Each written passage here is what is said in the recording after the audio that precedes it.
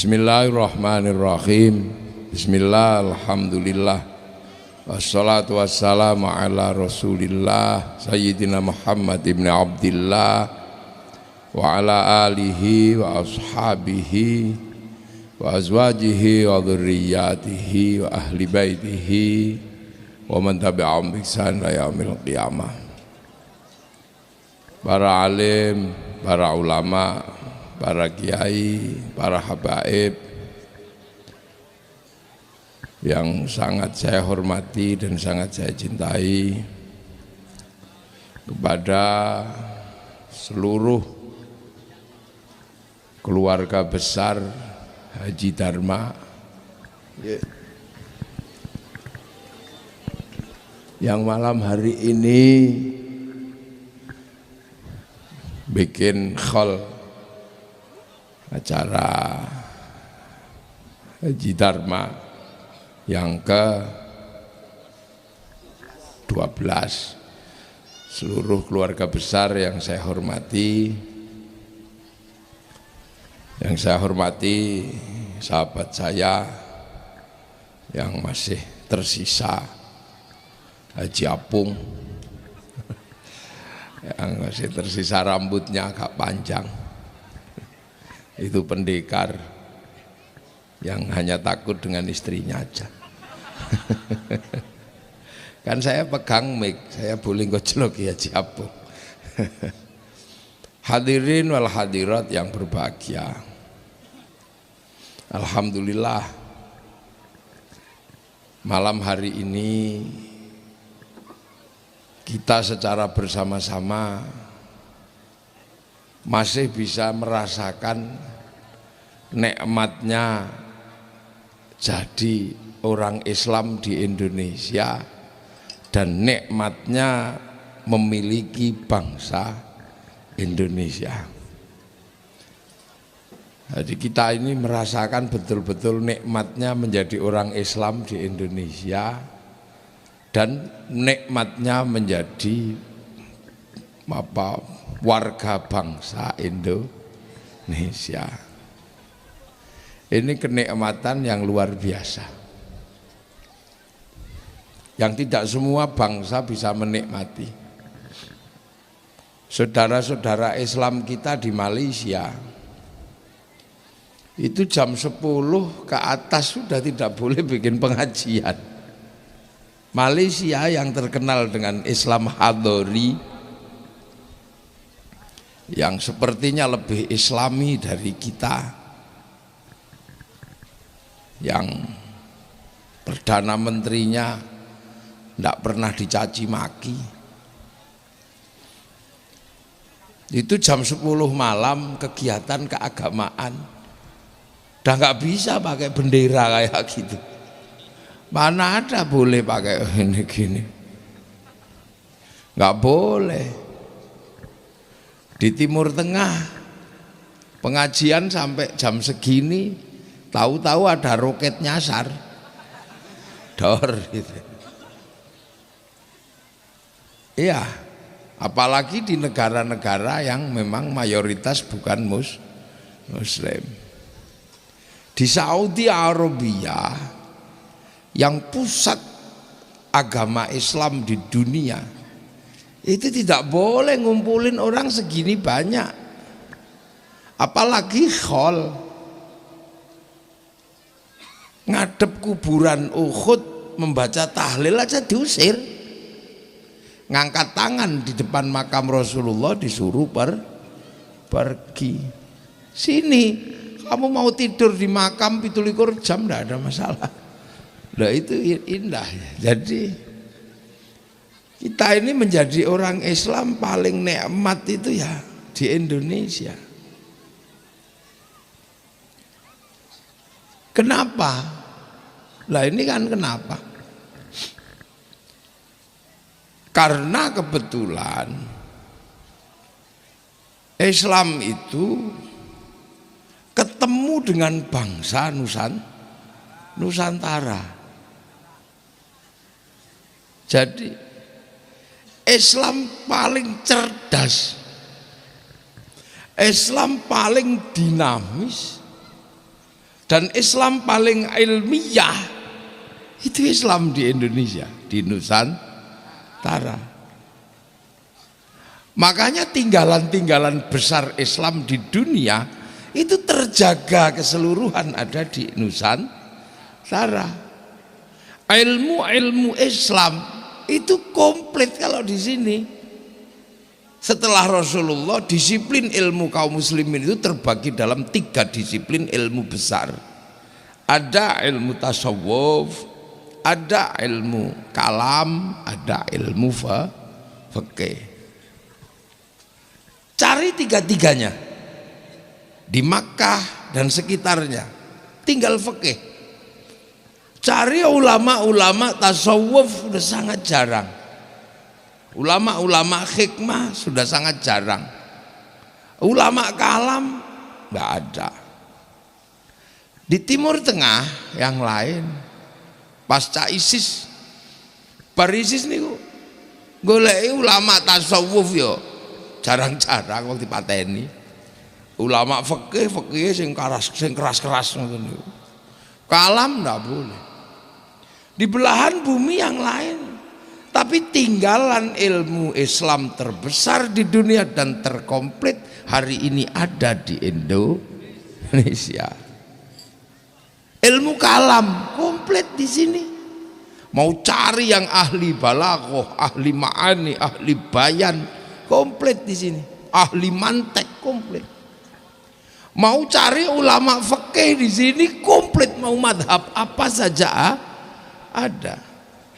Mau cari ulama tasawuf, ulama-ulama tarekoh komplit. Bahkan satu-satunya negara Islam di dunia yang sanggup mempertemukan puluhan ulama tarekoh dalam satu jam'iyah hanya Islam Indonesia, yang presidennya beliau Maulana Habib Lutfi. Itu di mana? Kenapa?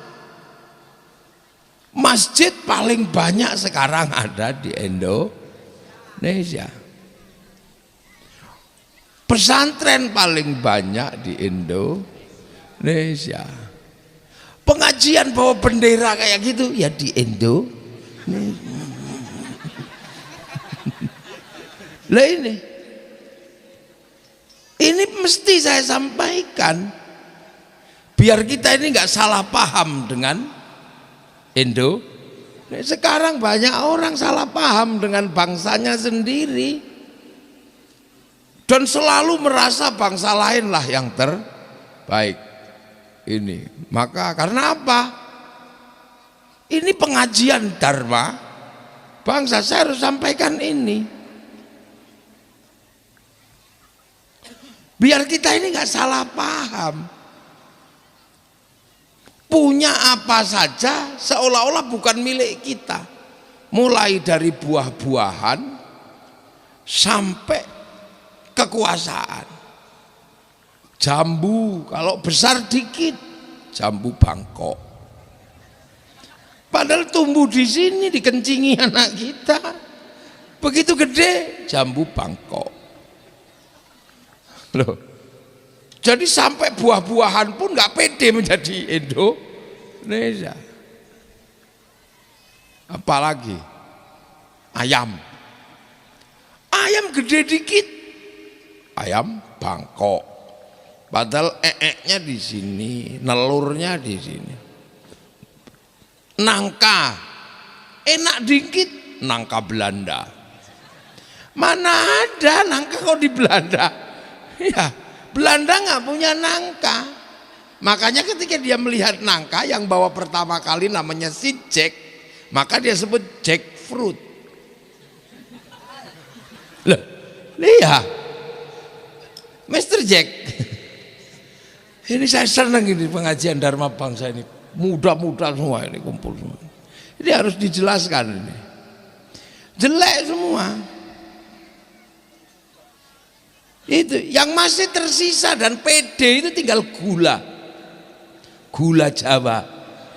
Masih pede dia nggak mau ganti nama ya, dia nggak mau ganti nama.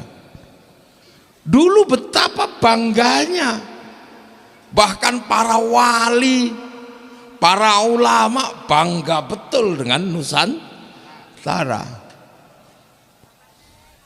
Loh ya,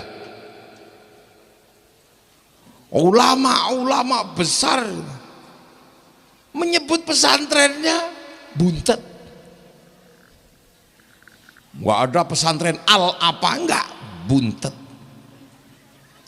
Maulana Syarif Hidayatullah, wali yang kemampuan hikmah dan kemampuan siasahnya nggak ada yang meragukan, menyebut dirinya Sunan Gunung Jati, bukan Sunan Gunung Uhud. Betapa bangganya dulu orang menjadi Indonesia. Maulana Rahmatullah di Surabaya menyebut dirinya Sunan Ampel. Bahkan Mbah Hasyim Asy'ari, pendiri Nahdlatul Ulama, tidak pernah menamakan pondoknya kecuali dengan nama Tebu Ireng. Bangganya menjadi orang Indonesia. Ada. Jadi mau kemana mondok anak-anak? Ke Ciwaringin. Kemana? Buntet. Ya kan? Kemana? Mau ziarah ke Ngampel. Mau ziarah kemana? Gunung Jati. Mau ziarah kemana? Ke Bonang. Mau ziarah kemana? Ke Giri. Yang namanya Raden Ainul Yakin, yang namanya Raden Syahid Kalijogo. Kita itu dulu menjadi bangsa yang sangat bangga dengan dirinya. Makanya karena bangga dengan bangsa dan dirinya, menjadi bangsa yang bangkit. Bangkit apa? Mampu menguasai peradaban-peradaban yang setara dengan peradaban dunia. Dan itu kita buktikan. Mereka punya piramida, kita punya Candi Borobudur. Loh, punya sama kita.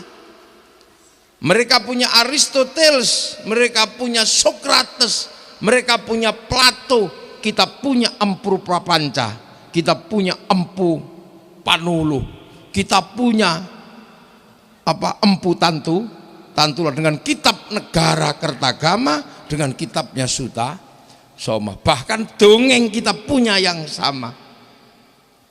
Orang Eropa punya kisah cinta namanya Romeo Juliet. Orang Cina sampai Engtai, orang Arab Kais dan Laila. Kita punya kisah cinta siapa? Baridin. Kita punya. Di Jawa Tengah ada Ande-Ande Lumut. Punya. Sana punya ibu tiri yang kejam melahirkan anak Cinderella. Kita punya bawang putih, bawang merah. Loh, apa yang berbeda? Loh, dulu bangsa kita bangsa yang kuat. Ya. Sana punya laki-laki yang kuat namanya Samson. Kita punya Bandung Bondo. Oh, sana punya binatang bisa ngomong, kura-kura ninja. Kita punya Kancil Nyuriti. Apa yang tidak punya? Semua punya. Loh. Makanya bangsa yang seperti ini mampu merangkum kekuatannya, mampu merangkai kekuatannya yang berbeda-beda, karena tidak pernah merasa di bawah bangsa yang lain. Dan kita punya sejarah besar, satu-satunya negara di dunia yang sanggup menaklukkan Mongolia setelah mereka menaklukkan Arab, mereka menaklukkan Cina, mereka menaklukkan Eropa. Genghis Khan kalah pertama kali di Nusantara dihadapi oleh Kertanegara dalam perang Pamalayu. Dan akhirnya kitalah satu-satunya bangsa dunia yang berhasil merebut kemerdekaannya dari tangan penjajah dengan cara perang. Satu-satunya bangsa di dunia adalah Indonesia. Tiba-tiba sekarang ini mulai anak-anak kita dibikin tidak pede dengan bangsanya yang berambut merah, yang hitam, mulai nggak pede, pengen berambut merah. Akhirnya dicetlah rambutnya. Akhirnya jadi LKMD. Londo kok mengendasi. Gitu. Jadi bangsa ini dulu adalah bangsa yang besar, bangsa dengan kekayaan yang melimpah, bangsa dengan peradaban agama yang sudah sangat maju, bangsa dengan peradaban kekuasaan yang sangat maju. Kerajaan besar di Jawa Barat ada kerajaan Pajajaran, di Jawa Tengah ada kerajaan Majapahit, di Jawa Timur sana lengkap lah. Maka akhirnya bangsa yang komplit dan lengkap ini kedatangan agama Islam. Dan inilah titik temunya. Makanya yang datang ke sini bukan ulama yang ngecek bukan yang keluyuran sambil bawa kompor, bukan. Yang datang ke sini ulama-ulama hebat yang bisa bernegosiasi dengan bangsa Indonesia. Ulama yang ilmunya komplit tapi ketawaduannya luar biasa. Jadi ini yang menyebabkan, karena harus bernegosiasi budaya dengan bangsa besar sekuat Nusantara. Makanya yang datang bukan pedagang. Makanya kalau dikatakan Islam datang ke Nusantara disebarkan oleh pedagang, secara teori nggak bisa. Pedagang itu nggak terlalu sibuk, dia nggak sempat ngajar ngaji. Jadi mana ada sejarahnya Islam di Indonesia disebarkan oleh saudagar? Nggak ada. Cari. Itu saking pusingnya orang nulis sejarah, akhirnya ya udahlah, yang menyebabkan orang pergi jauh karena perdagangan, maka bisa jadi yang menyebarkan Islam di Indonesia adalah pedagang. Secara teori ditolak. Kenapa secara teori ditolak? Karena di Nusantara waktu itu, di Cirebon waktu itu, agama yang berkembang membangun kekuasaan sampai sistem sosial adalah agama Hindu. Hindu itu ada kastanya. Kasta pertama namanya kasta Brahmana. Brahmana adalah orang yang sudah tidak mikir dunia. Dia nggak mikirin dunia, dia hanya mikir Tuhan. Ya. Dia nggak mikir dunia, nggak mikir. Yang ngurusi dunia ada kasta namanya ksatria. Ini para raja. Tapi kesatria nggak boleh ngomong agama karena hidupnya berkecimpung dengan dunia. Orang yang hidupnya masih berkecimpung dengan dunia nggak boleh ngomong agama. Agama tidak boleh dibicarakan oleh orang yang masih berada urusan dunia. Dan kesatria kasta kedua nggak boleh ngomong agama. Di bawah kasta itu ada namanya Wisya, pegawai negeri. Wisya, pembantu raja. Nggak boleh ngomong agama, dia baca kitab agama Hindu diculek matanya. Lah di bawah Wisya ada namanya Sudra. Sudra itu orang yang sehariannya cuma mikir dunia, pedagang, bendino ngitung duit tae. Dia ngitung, itu pedagang. Petani, bendino nyangkul mikir dunia. Nah, ini juga tidak boleh ngomong agama. Sekaya apapun pedagang adalah Sudra. Di bawah Sudra ada Parya, kastanya pengemis. Orang yang menyandarkan hidupnya pada meminta.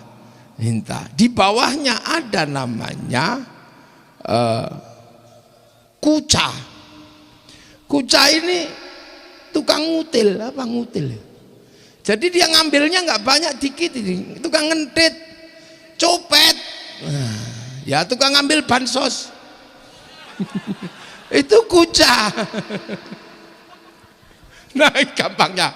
Nah di bawah Kuca ada Mleka. Mleka ini maling, tapi kalau ketahuan lari dia.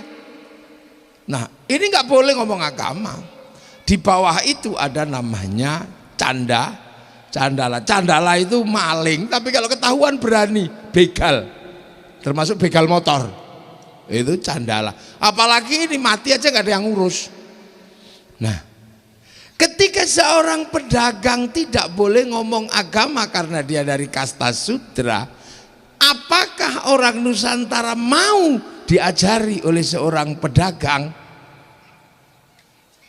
Maka orang di Nusantara, di Cirebon tidak mau diajari ngaji oleh pedagang. Makanya tidak ada sejarah pedagang adalah menjadi penyebar agama Islam. Yang boleh berbicara agama Brahmana. Brahmana itu siapa? Orang yang tidak ngurus dunia. Dalam konsep agama Islam, orang yang sudah tidak berpikir dunia ini dikenal dengan nama waliullah.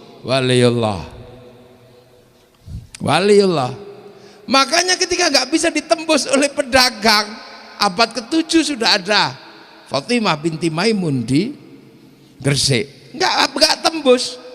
Tapi ketika para wali datang dengan ilmu hikmahnya, dengan kecerdasannya, dengan kemampuan spiritualnya sekelas Brahmana, maka baru Islam bisa dimasukkan ke Nusantara. Nah, wali itu nggak urusannya dengan dunia, wali itu online-nya kepada Allah. Wali itu referensinya bukan di depan mata, referensinya di sana. Wali itu nggak takut apapun, la khaufun alaihim walahum yahzanun. Sebab apa? Sebab wali itu punya sistem online tersendiri. Inggih. Innalladzina qalu rabbunallah tsumma istaqamu tatanazzalu alaihimul malaikah alla takhafu wala tahzanu. Wali itu punya sistem online. Jadi kalau sudah qalu rabbunallah tsumma istaqamu, punya sistem online. Baca apa la haula 3 tahun online. Bangun wifi sendiri, download sendiri. Lah iya kan? Syekh Abdul Qadir Al-Jilani download sendiri 25 tahun di Padang Pasir. Sunan Kalijaga 3 tahun.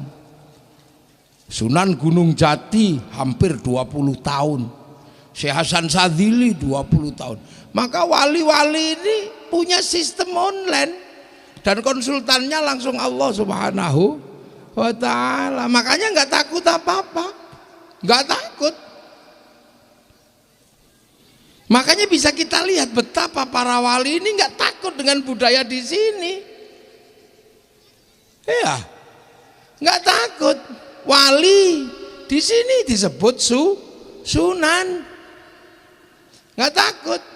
Yang syaikhun ustadzun disebut sini kiai nggak takut, karena walaupun harus berbaur dengan kebo Kiai Slamet, tombak Kiai Pleret, dan kiai-kiai yang banyak di itu apa termasuk gerobak apa kereta kuda kiai apa di sini banyak. Ada masalah. Berani wali itu. Dan nggak pernah punya ketakutan apapun. Membawa Islam, bernegosiasi dengan budaya Nusantara. Sholat nggak takut dikasih nama sembahyang. Padahal sembahyang itu adalah nyembah sang hyang. Nggak takut. Tilmidun muridun, nggak takut disebut santri. Padahal yang belajar agama Hindu juga santri. Nggak takut.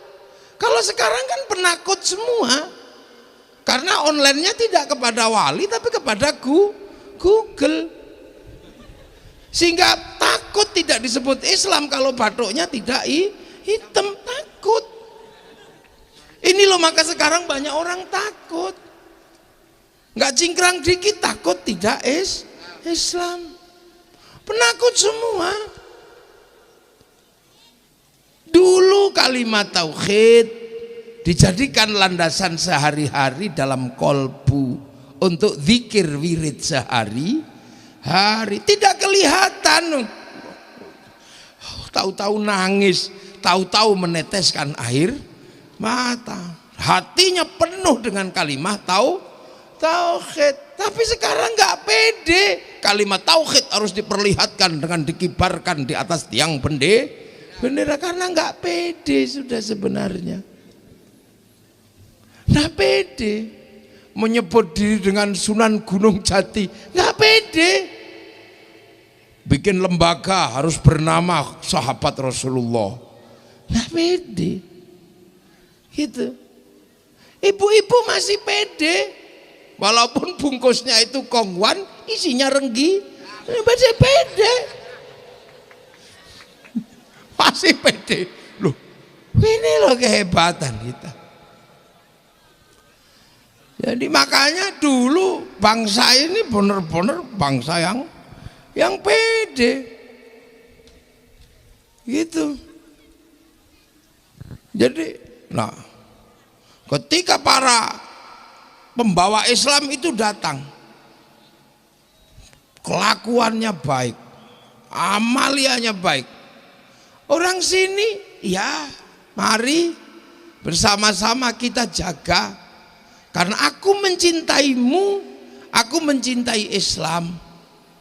Kenapa engkau datang ke sini, wahai cucu-cucu Rasul, membawakan Islam buat kami? Kami terusir dari negeri kami. Kenapa? Karena konflik politik berebut kekuasaan.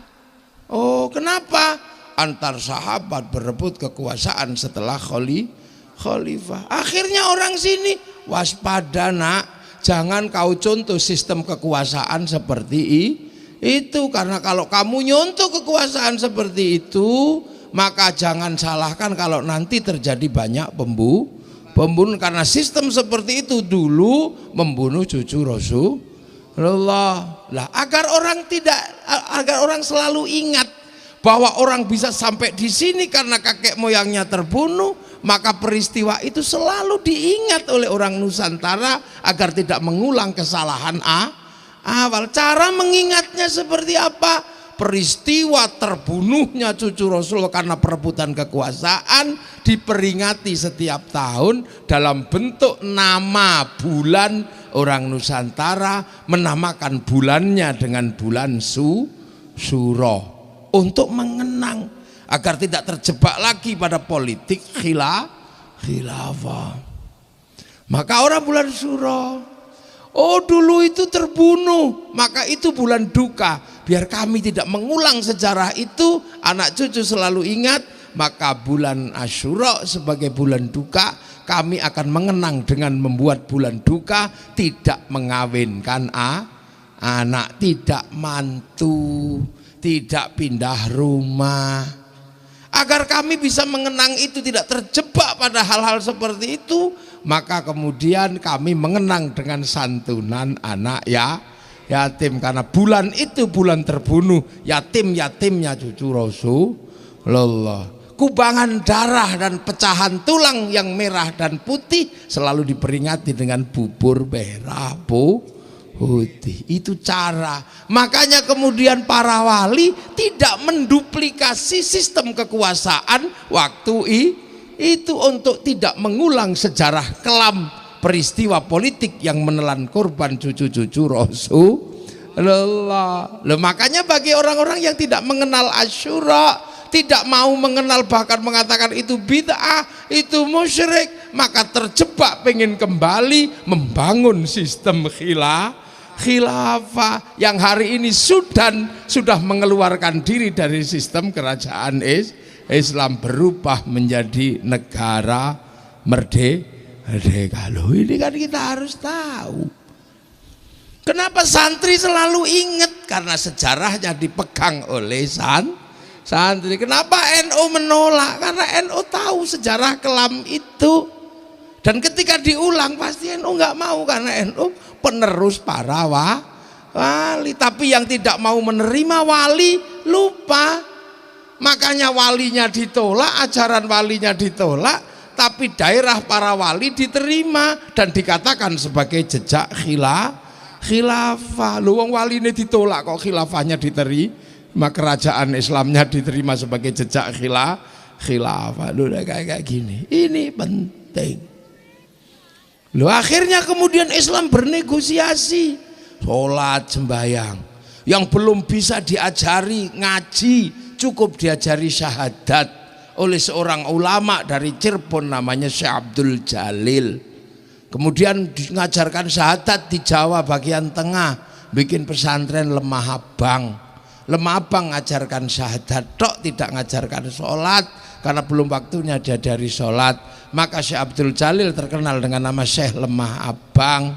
Lemah Abang bahasa halusnya adalah Siti Brit, bahasa kawinya Siti Jenar. Maka Syekh Abdul Jalil dikenal dengan nama Syekh Siti Jenar. Makanya sejarah Siti Jenar yang kita temukan di Jawa Tengah beda dengan sejarah Siti Jenar versi Cirebon, karena Cirebon mengerti itu.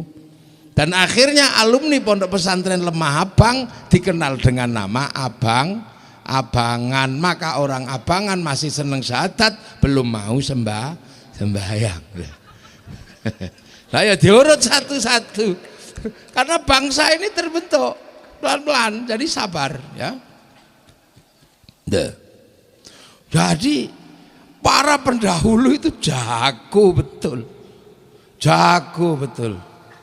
Membawa Islam dari jauh sana, bagaimana dipahami oleh orang Nusantara yang sudah berperadaban maju. Diajarannya gimana? Karena apa? Ada prinsip di negeri yang jauh, Islam itu seperti tanaman. Wa kafa billahi syahida Muhammadur Rasulullah walladzina ma'ahu. Wa kafa billahi syahida nih, Rasulullah masih sendiri. Muhammadur Rasulullah diangkat menjadi Rasul. Setelah itu walladzina ma'ahu, ada orang-orang yang bersama Rasul, namanya sahabat. Lah ini situasinya situasi bernegosiasi sesama orang Arab. Asyidda'u 'alal kuffar. Itu yang Muhammadur Rasulullah ya masih orang Arab, yang kufar ya masih orang Arab. Makanya kaum muslimin yang dari orang Arab yang dihadapi juga masih orang Arab. Jubahnya ya masih sama, jenggotnya ya masih sama. Abu Jahal ya jubahan, Sayyidina Abu Bakar ya jubahan, Rasulullah jubahan, Abu Lahab ya jubahan, sama. Asyidda'u 'alal kufar, menggunakan simbol-simbol yang ada di waktu itu bagaimana menghadapi orang kafir. Orang Yahudi gak berjenggot, orang Islam berjenggot. Orang Nasrani, orang Yahudi pakai baju panjang karena kaya, yang Islam motong kain namanya isbal. Yang membedakan cuma satu, Rasulullah sama Abu Jahal itu wajahnya. Kalau Rasulullah wajahnya tersenyum tabassam, Abu Jahal wajahnya kaya wong kebelet ngising. Itu lah inilah. Jadi walladzina ma'ahu asyidda'u 'alal kuffar. Jadi keras orang kafir era itu.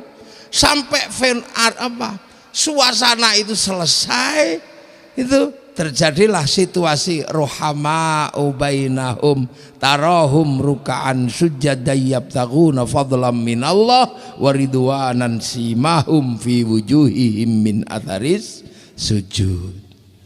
Lah terus diteruskan, dzalika mathaluhum fit Taurat wa mathaluhum fil Injil kazar'in, kayak tanaman.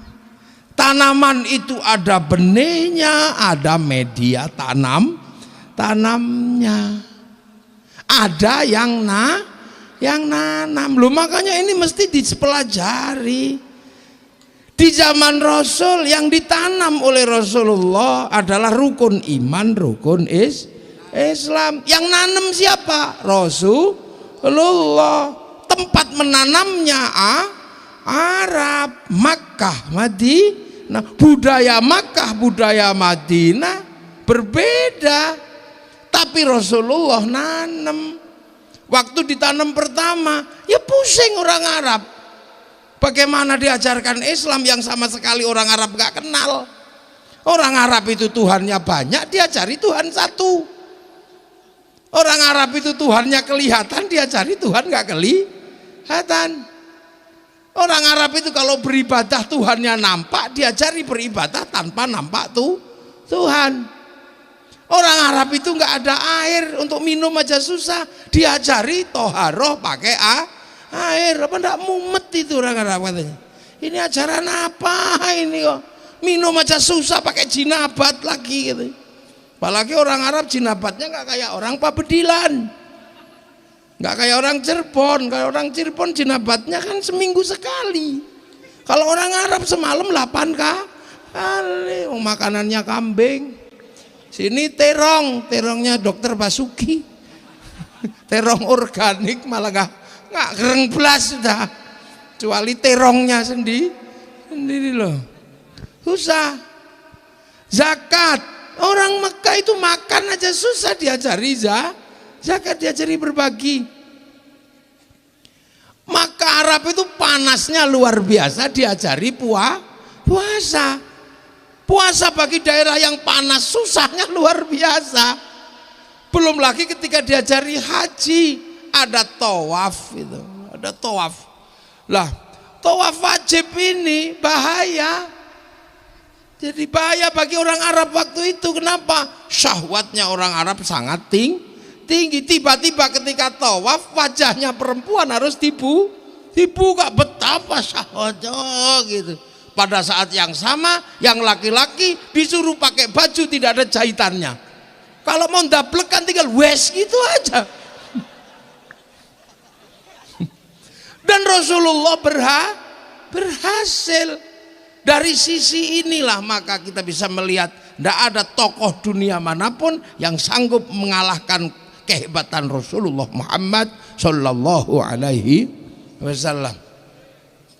Loh itu, jadi yang bawa bendera-bendera itu biar ngerti nanti.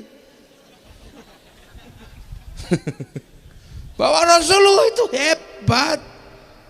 Dari pekerjaannya, dari kiprah sosialnya, bukan cuma dari kosidahnya saja. Hebat Rasul itu.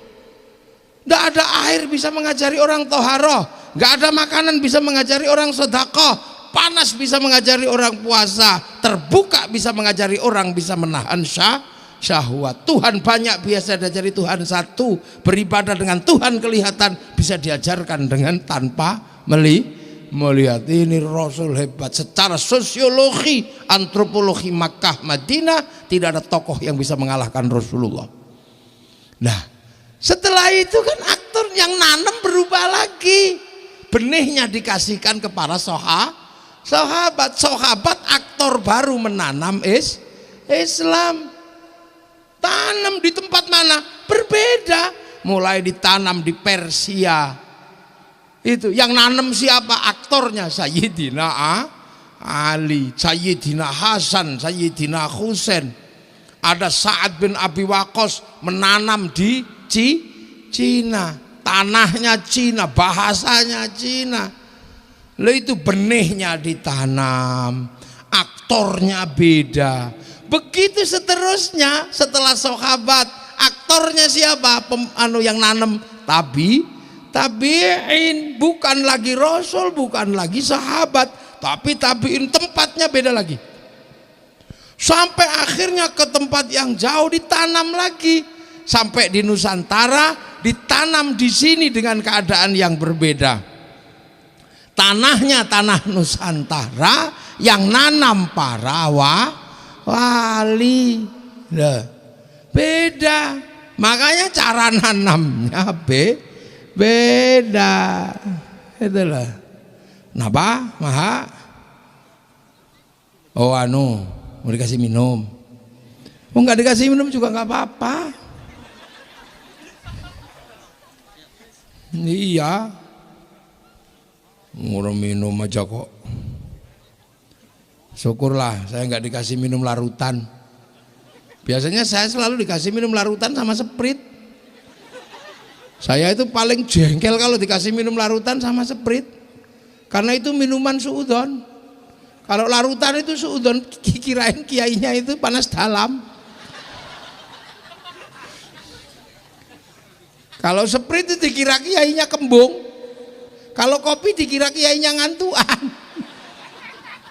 Nah baru kalau air putih dikira kiainya haus. Padahal enggak, saya enggak haus. Kayak orang Cirebon kayak bocah kongkon tuku bensin beli oli.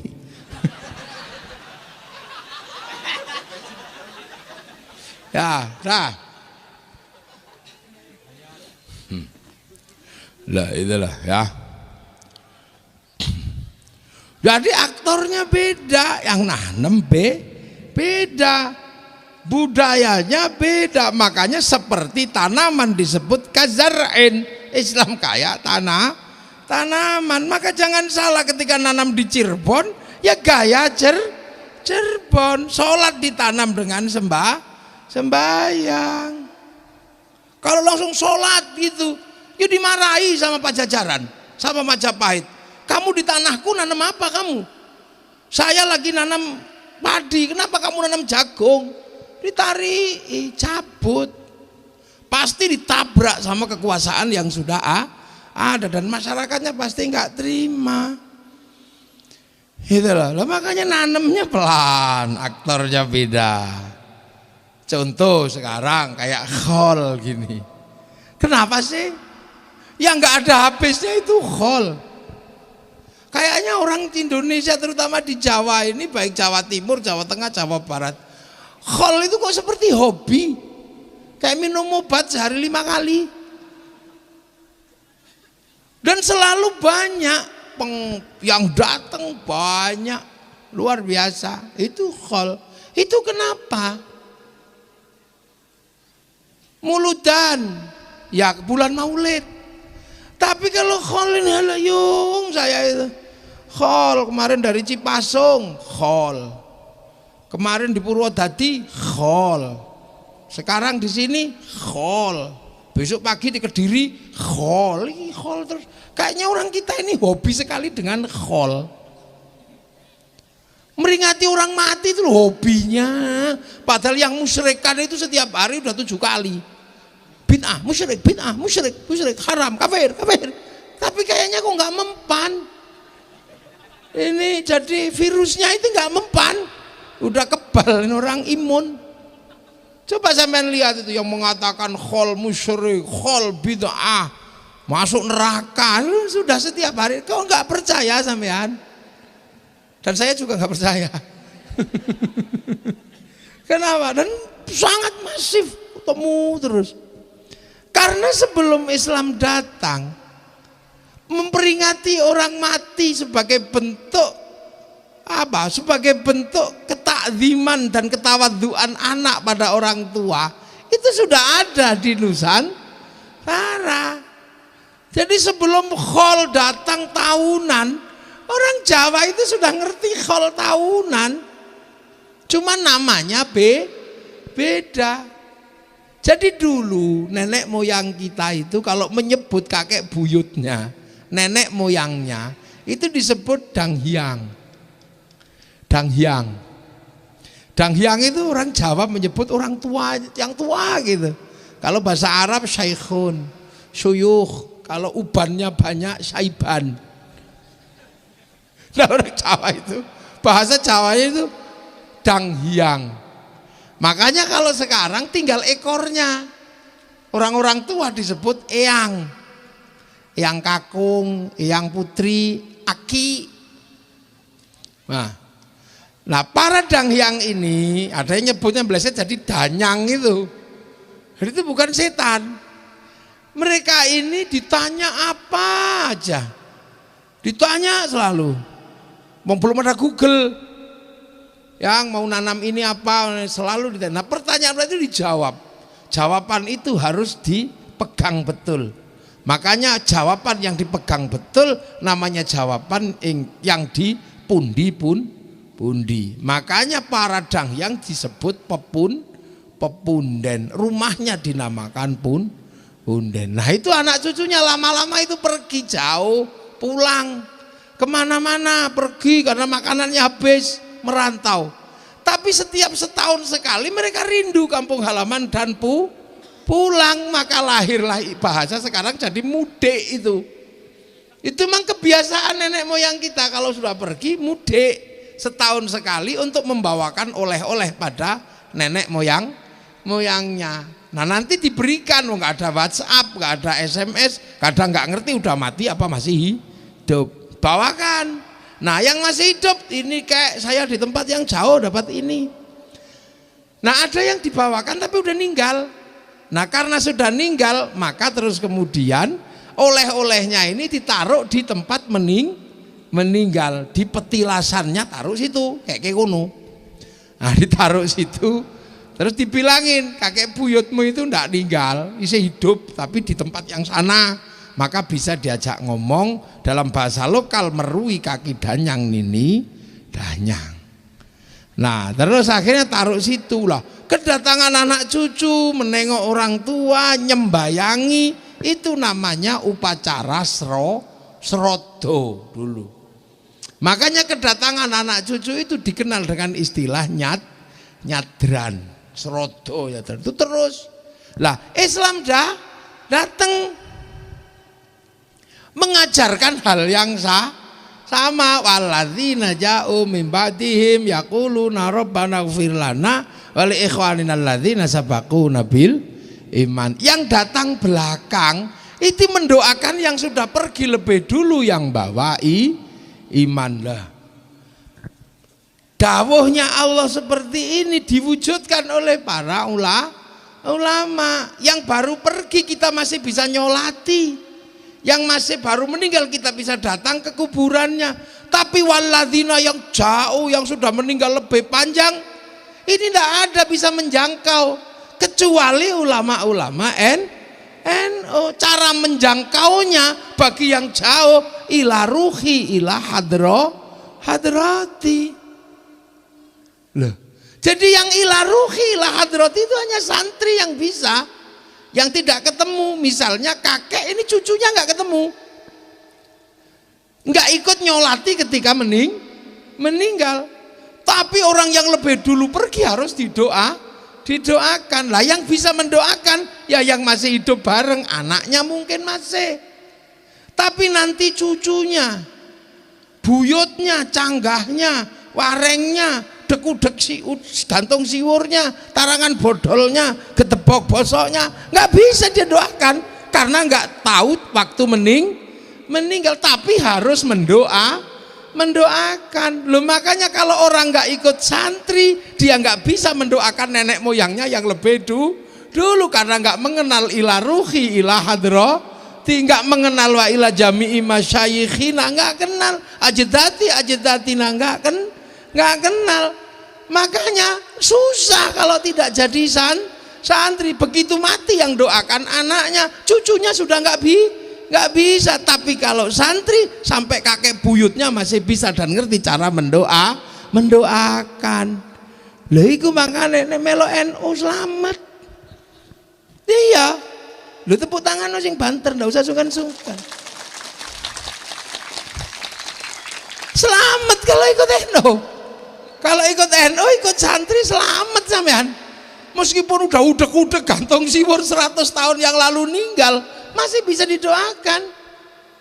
Nah kalau ikut yang model baru, hanya anaknya yang bisa, yang ketemu mendoakan. Ya cuma dapatnya itu aja. Nanti begitu sudah sampai buyutnya udah nggak dapat, kuburnya nggak tahu. Tapi kalau kita punya sistem online, tetap bisa di-share it. Kan gitu. Kalau kita nggak punya paket data, kita pakai wifi-nya para sahabat, pakai wifi-nya para wali. Wong kita tahu, kita nggak pernah download kan. Kalau wali tadi kan download sampai 7 tahun sampai 8 punya wifi. Kita download listriknya mati. Ya Allah.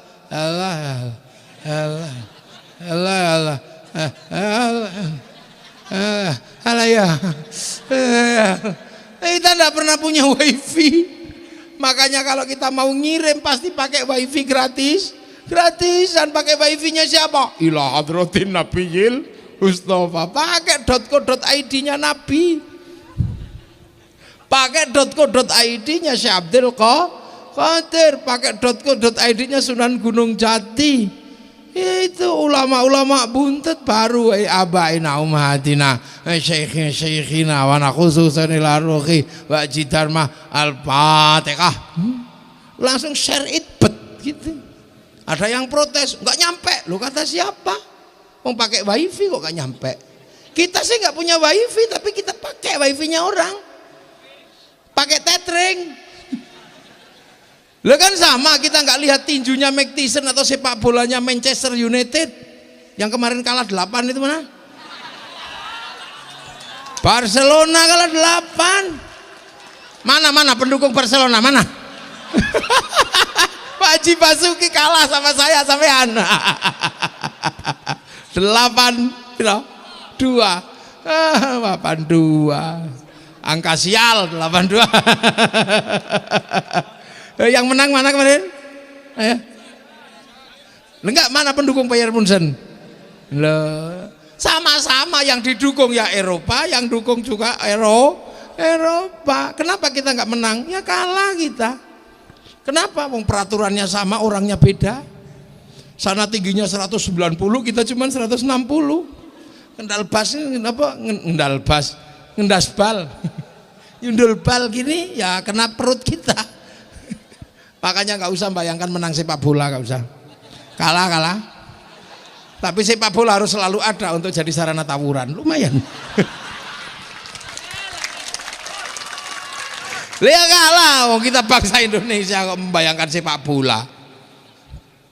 Nah iya kan? Jangan bayangkan basket, kalah kita kalau bayangkan basket, orangnya cuma segini-segini. Lapangannya sama, peraturannya sama, orangnya beda. Iya makanya Thailand nggak mau, dia khusus fokus pada sepak takraw. Akhirnya dia menang sepak takraw. Orangnya kecil-kecil bisanya main bola. Kita usulkan olahraga kita, main kelereng bisa sebenarnya. Lah iya loh. Jadi kita ini punya bangsa. Loh, akhirnya orang kok nggak percaya doa bisa dikirim. Kita nggak lihat, ya, Munchen nggak lihat, tapi ada orang yang nyuting satu. Tuh gitu, pancarkan ke satelit, pakai wifi-nya satelit, dibagi ke seluruh dunia, siarannya dapat semua. Kenapa? Itu namanya siaran langsung. Makanya orang kalau nggak percaya doa bisa dibagi, orang ini pasti nggak punya TV. Lihat akhirnya bisa, coba anak cucu yang jauh yang datang belakang, yang sudah nggak tahu buyutnya di mana. Nenek moyangnya masih bisa wa ila abaina ummahatina. Wus ngono kakek moyangnya alhamdulillah dapet. Anak cucuku Fatihah lumayan. Pakai wifi-nya siapa sih kok dia punya? Dia itu dua plek. Oh, pakai wifi-nya Rasulullah. Wa ila jami auliya illah minal masyariqi ila magharibiha fi barriha wa bahriha. Wali yang di timur, di barat, di utara, selatan, lautan, daratan, nggak tahu kan siapa walinya.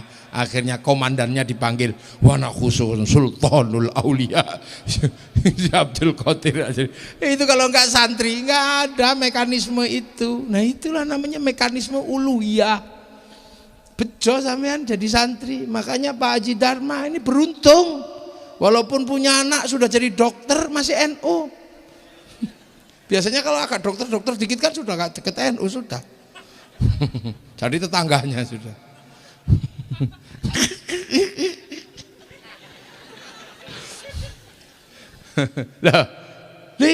Nah, jadi bisa. Makanya ini jadi menjadi Nahdlatul Ulama itu bukan cuma persoalan investasi dunia, investasi akhirat sampai ke sana.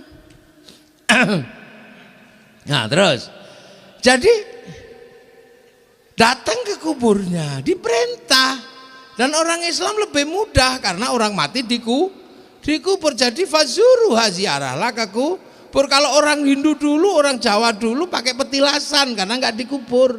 Kalau nggak raja nggak kuat karena ngaben, pakai biaya gede. Kalau sudra dan teman-temannya udah nggak ada yang ngubur, bosok itu aja. Loh makanya petilasannya lah. Kalau Islam lebih mudah nyari nenek moyangnya karena ada kuburannya aja suruh masang patok, coba. Makanya kalau ada kuburan nggak usah ribut. Ini kuburan Hindu, nggak ada orang Hindu nggak dikubur. Yang namanya kuburan pasti Islam. Persoalan Islamnya ndablek, nah itu urusan lain kan. Yang penting kuburan Islam. Lah terus datang ke kuburan sama. Nenek moyang kita sebelumnya juga diajarkan. Nenek moyangmu masih hidup, Islam juga sama. Nenek moyang kita itu nggak mati. Ya nggak mati, masih hidup. Ya la taqul lima yuqtalu fi sabilillah amwat. Jangan kau katakan nenek moyangmu udah mati, itu mati, dia masih hidup. Cuman kamu nggak ngerti karena masih hidup. Maka kalau tadi meruhi kaki danyang ini danyang, yang ini adalah ila ruhi ila hadrati. Yang tadinya juga bawa makanan banyak, bawa sapi untuk ditaruh di petilasan. Orang Islam juga kalau ada yang mati, nenek moyang mati, ziarah kubur, suruh bawa makanan yang banyak. Makanya kalau ada orang meninggal, bawakan makanan yang banyak. Setahun sekali bawakan makanan yang banyak orang Islam itu kalau meninggal. Cuman sebab orang Islam itu kalau meninggal suruh bawain makanan, bedanya di sini. Yang sebelumnya ditaruh petilasan, yang Islam makanannya panganan dewe, makanlah sendiri biar menjadi sodakoh. Maka kemudian ada istilah nyadran dulu diganti dengan sodakohan. Maka ada istilah sedekahan. Berhubung yang sudah meninggal di dalam bumi, maka ada istilah sedekah bumi. Terus gini Pak bilang musyrik, ya kamu aja yang aneh. Karena kamu gak mau belajar. Kamu merasa bahwa Islam itu datang langsung lompat dari Arab. Tidak, lewat proses. Gurunya para wali ini melalui proses. Sunan Gunung Jati melalui proses ketemu dengan Datuk Kafi. Datuk Kafi mengalami proses ketemu dengan Syekh Kuro di Kerawang sana, dekat Rengas Dengklok dan Cilamaya. Syekh Kuro ketemu dengan Syekh Jumadil Kubro. Sayyid Jamaluddin Al-Husaini Al-Kabir ketemu dengan Sayyid Muhammad, bapaknya diajari. Sayyid Muhammad diajari sama Sayyid Ahmad Jalaluddin. Sayyid Ahmad Jalaluddin di Campa sana diajari sama Sayyid Abdul Malik di Mongol. Sayyid Abdul Malik diajari Sayyid Alawi Amil Faqih, diajari Sayyid Ahmad Sohib Mirbat, diajari Sayyid Ali Khalid Qasam, diajari Sayyid Alwi, diajari Sayyid Muhammad, diajari Sayyid Alwi, diajari Sayyid Ubaidillah, diajari Sayyid Ahmad Al-Muhajir, diajari Sayyid Isa, diajari Sayyid Muhammad, diajari Sayyid Ali Uraiti, diajari Sayyid Ja'far Shadiq, diajari Sayyid Bakir, diajari Sayyid Ali Zainal Abidin, diajari Sayyidina Hasan Husain, diajari Sayyidina Ali. Lah ini yang diajari langsung Rasulullah Muhammad sallallahu alaihi wasallam. Lah itu makanya Islam itu datang ke sini itu tokohnya beda-beda. Setelah para wali, muridnya wali. Setelah muridnya wali, muridnya lagi. Kemudian dipegang oleh para ulama. Sampai akhirnya hari ini ketemu zaman milenial. Di mana ketemu zaman baru. Yang ngajinya juga model baru. Apalagi kena corona, model baru. Lah iya ini model baru. Haji Apung itu masih model lama. Iya, mainannya masih mainan kuno di Tegal Gubuk sana. Masih tanah dikeruk-keruk gini, disikut dikencingi, masih begitu dulu. Milenial nggak kenal itu. Lah ya. Ini milenial sampai ketemu zaman Islam di zaman milenial dari perjalanan itu. Dulu pengen lihat Afrika saja kita masih nunggu flora dan fauna. Sudah ditunggu seharian, yang keluar kadang Pak Harmoko, kadang Pak Murdiono. Anak muda sekarang sudah sampai di zaman donyo sak godong ke. Ya udah segini mau nyari apa di sini sudah. Tinggal ketik sampean, mau ngetik apa? Mau nyari apa? Ada di sini semua. Apalagi kalau handphone yang bagus begini, semua ada. Loh tapi mau bagus mau tidak urusannya bukan di handphone, di pulsa, di kuota. Walaupun handphonenya bagus kayak begini, kalau nggak ada kuotanya mati. Makanya kayak manusia punya kuota dari Allah. Walaupun masih bagus, kalau kuotanya habis, gitu. Lah ya cari tetringan.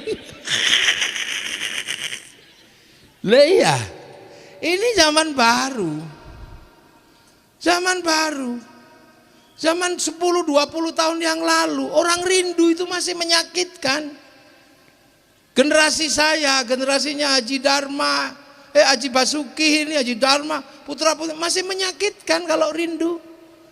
Ini Pak Kapolsek ya, Pak Kapolres, Pak Kapolsek. Pak Kapolsek rindunya menyakitkan. Ketika tugas keluar daerah rindu itu sakit ya Pak Kapolsek ya. Kita nggak bisa ketemu, membayangkan. Akhirnya kepaksa ke pasar kita dulu ya. Cari kertas warnanya pink, pulpen warnanya biru, cintanya mengharu biru. Loh ya rindu itu berat. Anak-anak milenial nggak merasakan rindu itu berat, nggak kerasa. Rindunya hampa. Loh kenapa? Dunia ini yang paling berat itu rindu. Karena Nabi Adam turun ke dunia pertama kali diuji rindu dengan Siti Hawa. Belum diuji sholat, belum yang lain, diuji rindu. Betapa rindunya sama Siti Hawa, dipisah. Makanya Siti Hawa dan Nabi Adam itu mencari rindunya. Hawa, Hawa. 200 tahun sampai bayangkan rindu kok 200 tahun itu kayak apa tadi ake. Sementara pergi ke warung kopi belum ada warung. Kalau sekarang rindu gampang, cari ke warung kopi ketemu pemiliknya beres. Lah iya kan. Lah kan dulu nggak ada. Nah, akhirnya kemudian Hawa. Tahu-tahu 200 tahun ada. Mas Adam. Hawa? Mas Adam. Hawa. Oh, ternyata Siti Hawa lagi duduk di atas bukit kecil di padang Arafah sana. Duduk. Adam melihat Nabi Adam, Siti Hawa langsung tarik sarungnya turun mengejar Nabi Adam. Nabi Adam, ingat ya Hawa, kamu jangan turun ya Hawa. Kenapa Mas Adam? Aku rindu. Kita rindu, kita kangen ya. Rindu. Aja, jangan turun kamu. Karena kalau kamu turun mengejarku, aku khawatir nanti anak cucu kita mencontoh ada perempuan ngejar laki-laki. Biar aku aja yang naik mengejarmu. Loh rindunya luar biasa. Makanya akhirnya terus Teletubbies berpelukan. Loh rindu luar biasa. Pak Kapolsek, Pak Japung, Pak Haji Basuki waktu rindu dulu. Wah berat nulis surat. Dek, aku di tempat yang jauh. Aku tahu kepergianmu. Dan kepergianku adalah untuk masa depan kita. Dan ketika aku tahu orang tuamu meragukan aku semakin rindu. Tapi entah kenapa malam hari ini begitu berat rinduku padamu. Kupaksakan menulis sajak cinta dan rindu untukmu. Ya kasihku, hanya kamu yang kurindukan. Dan aku menulis sajak rindu ini, aku juga tahu kamu merindukanku. Karena aku yakin malam hari ini kau dan aku sedang di bawah sinar rembulan yang sama. Lah dikirim. Makanya rindunya berat. Makanya kalau ada anak-anak dulu itu kalau ada masalah, kuat menahan rindu, menahan emosi. Karena pernah menahan masalah, rindu cukuplah. Lah anak milenial nggak kenal rindu yang menyakitkan. Rindunya suka bocor. Baru kangen dikit langsung dikirim terus tulisi mah.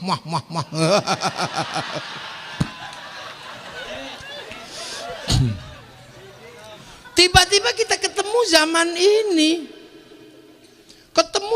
ini. Zaman di mana serba mudah. Iya, merayu pun sudah tidak berat sekarang. Rayuan milenial itu aneh. Tidak seperti rayuan kita dulu Pak Kapolsek ya. Aduh, wajahmu Dek seperti purnama. Nah, sekarang nggak ada rayuan seperti itu. Rayuannya aneh. Dek, apakah bapakmu sipir penjara? Kenapa? Karena ternyata engkau mampu memenjarakan hatiku.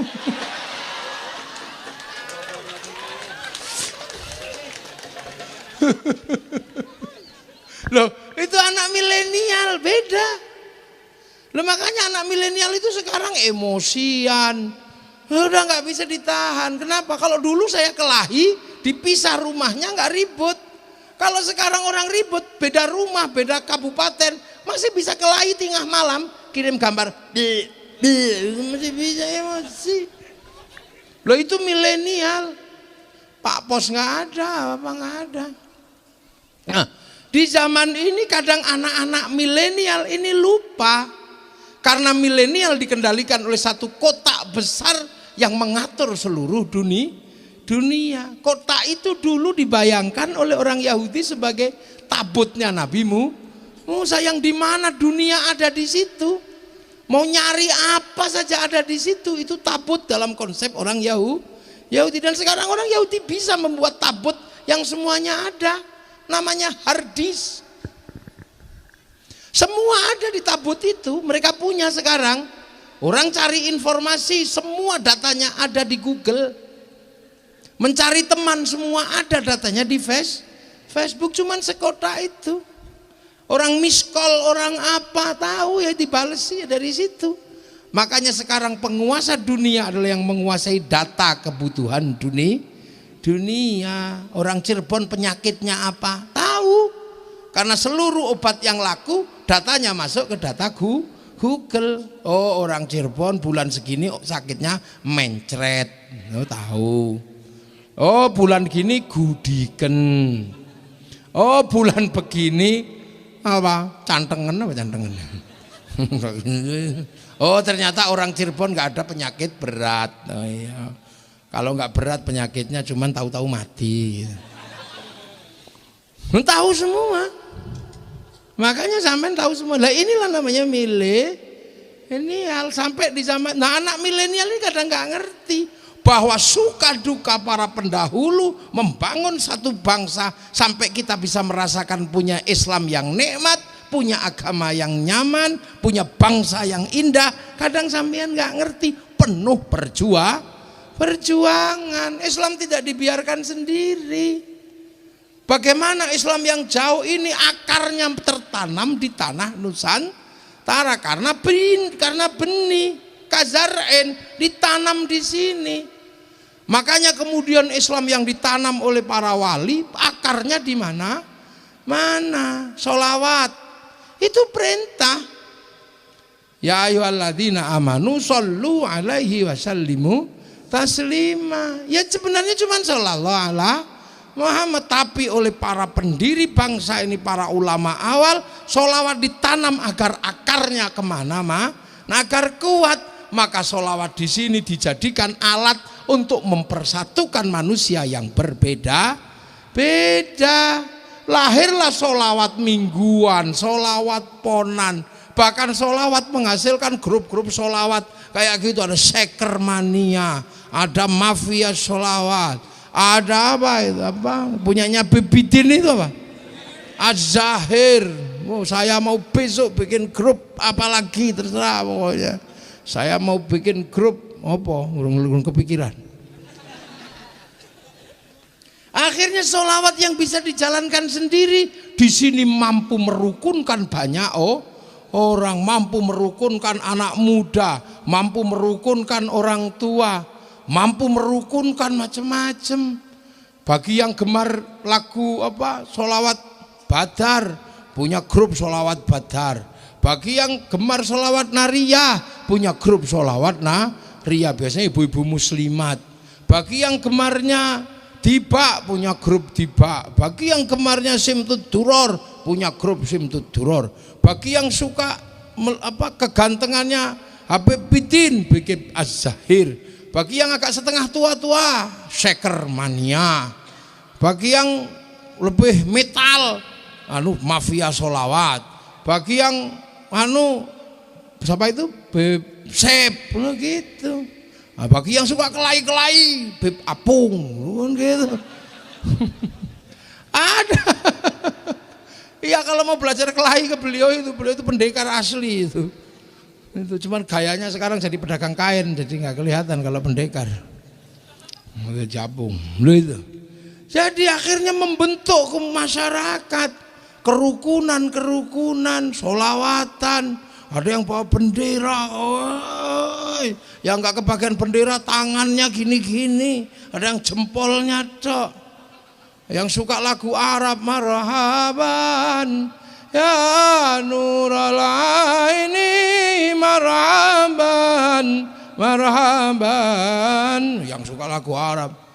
Yang suka lagu dangdut, ya Rasulullah salamun alaik.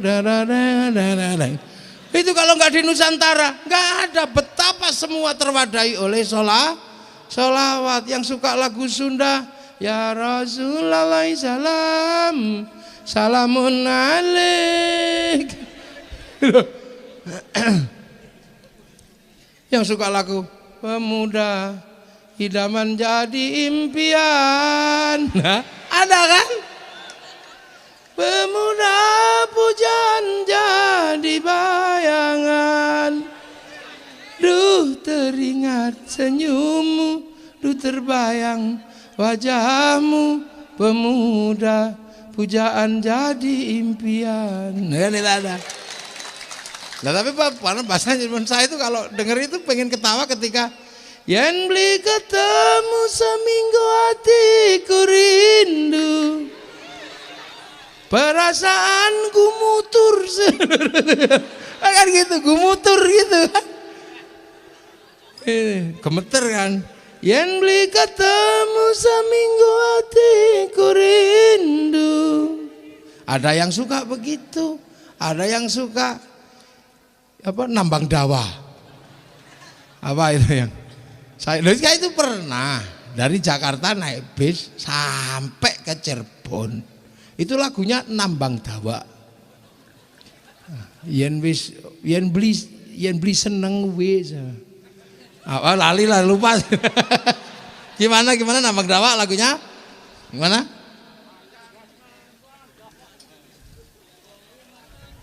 Artine wong rumah tangga yen beli ora ketemu ora alias nambang dawa.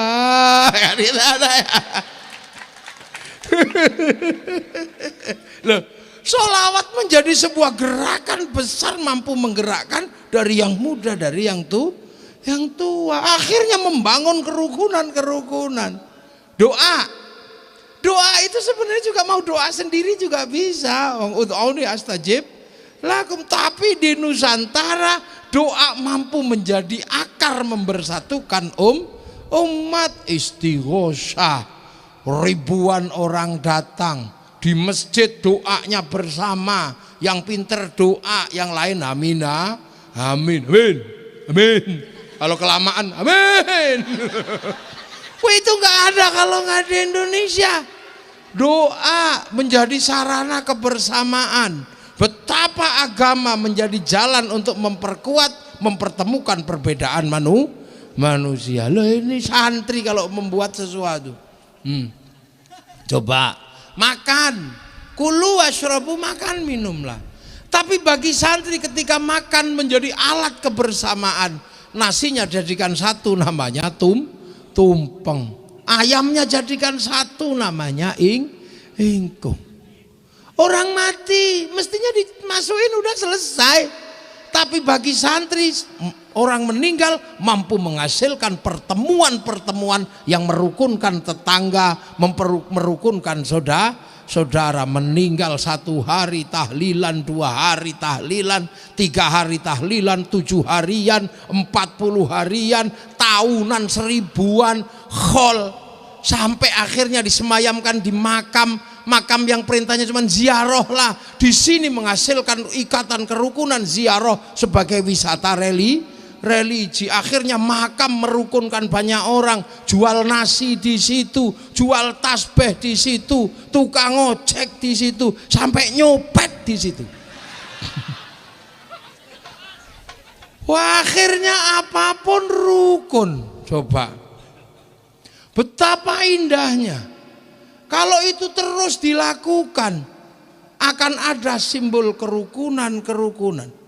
Orang khutbah itu orang tahu kayak saya begini nih, orang kalau sudah pegang mic menangan. Walaupun kelahi beneran saya itu kalah sama Kaji Apung, tapi karena saya pegang mic menangan, dia juga nggak berani naik ke sini. Walaupun tak gojloki, karena orang pegang mic itu menangan.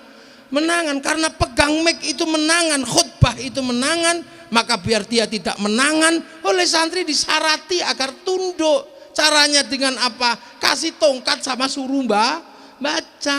Makanya mimbar-mimbar santri tidak pernah menjadi mimbar olok-olok di masjid, karena khotib santri selalu pegang tongkat sama pegang tulisan ittaqullah.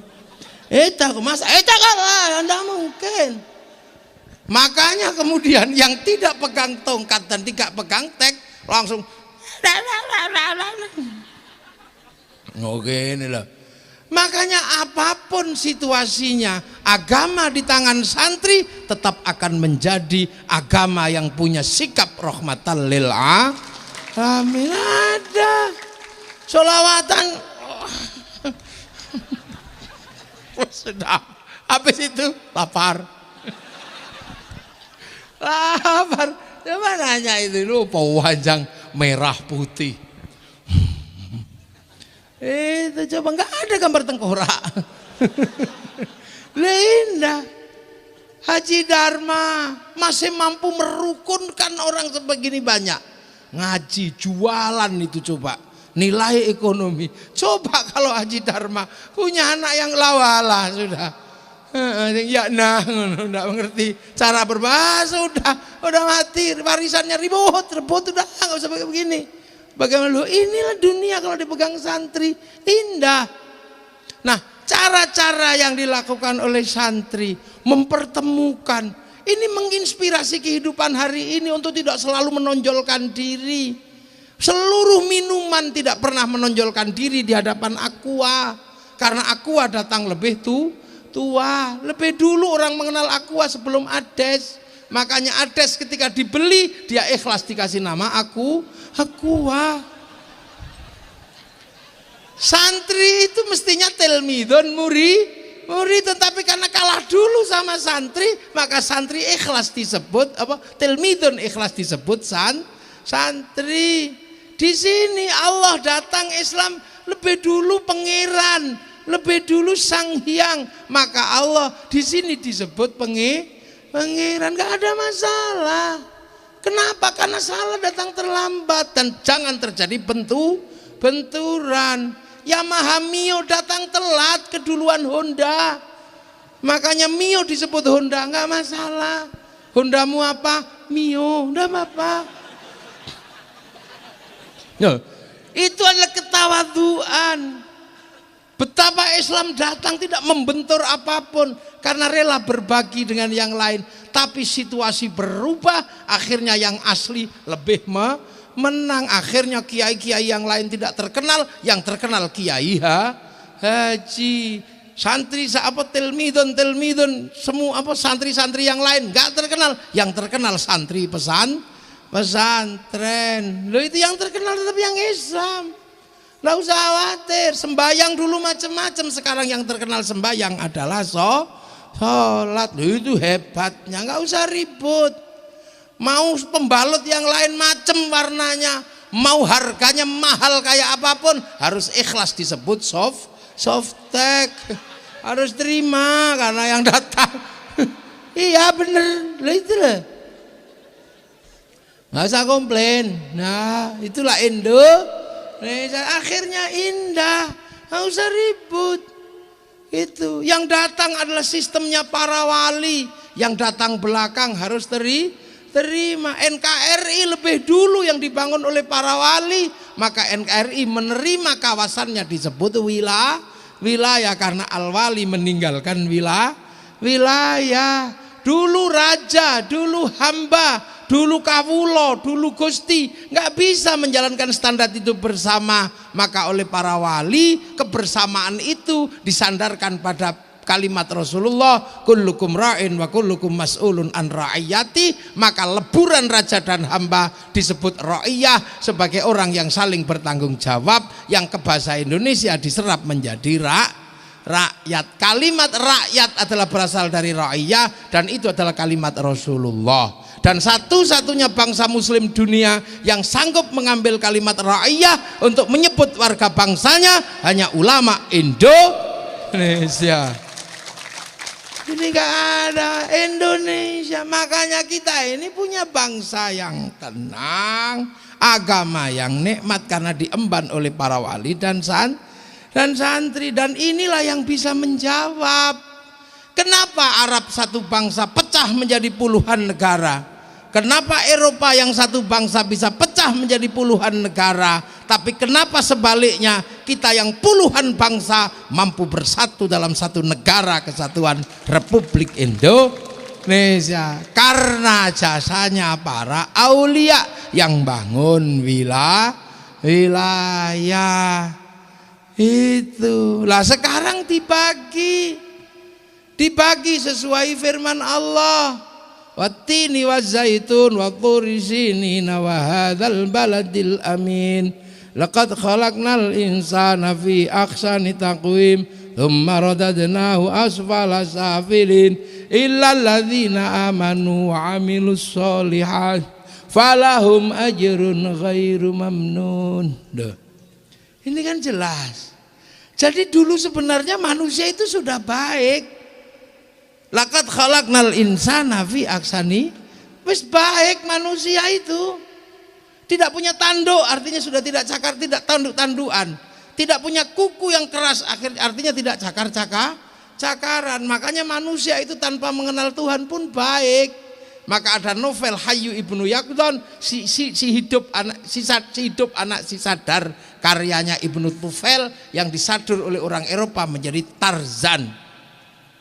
Itu dari Hayyu Ibnu Yaqdhan. Manusia itu sudah baik sebenarnya, tapi kebaikan manusia tidak akan sempurna tanpa mengenal agama. Maka liutammima makarimal akhlak, sempurnanya karena amanu wa amilus sholihat, maka ada agama.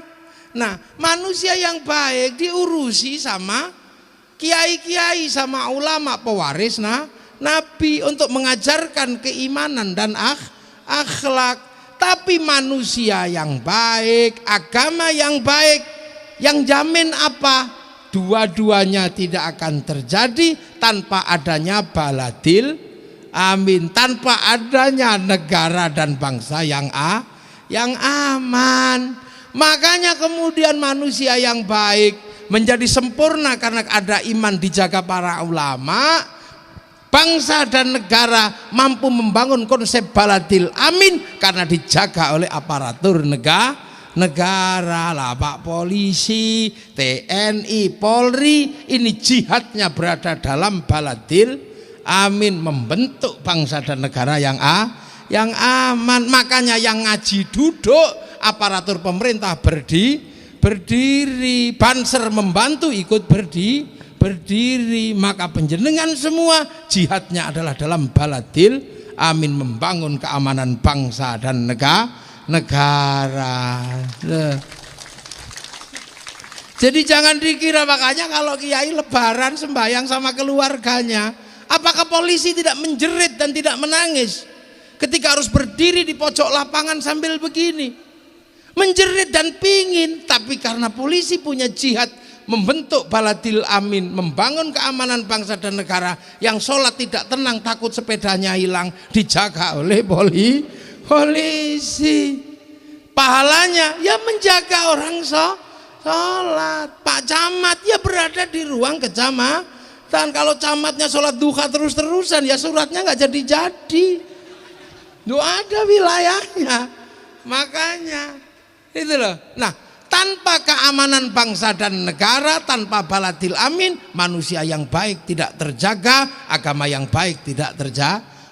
Suriah manusianya baik, agamanya baik, tapi dua-duanya hilang karena tanpa keamanan bangsa dan negara. Nusantara apa?